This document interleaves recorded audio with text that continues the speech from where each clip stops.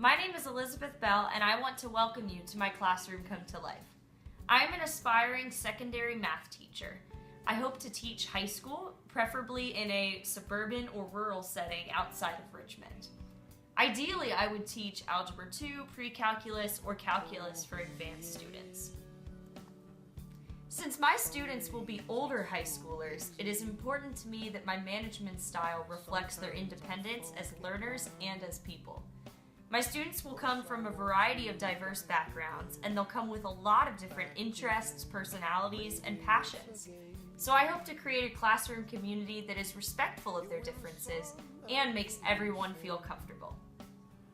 My classroom management philosophy hinges on three key components: purpose, teamwork, and investment. Let me tell you a little bit more about each of these core beliefs.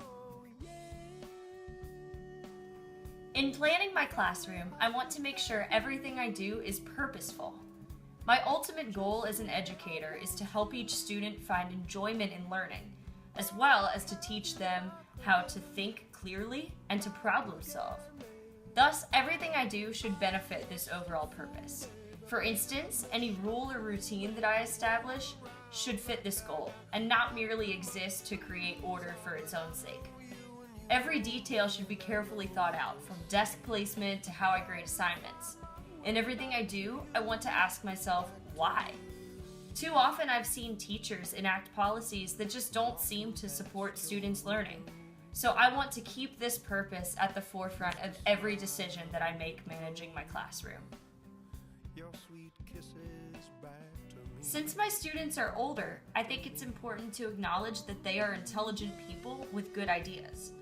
While I do see myself as there to guide them, my philosophy does not coexist with the idea that the teacher is always right. Instead, I want to create a classroom where we are a team working together to make sure everyone achieves their goals.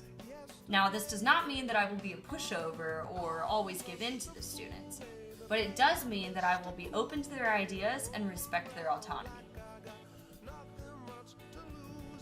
The last part of my classroom management philosophy is investment.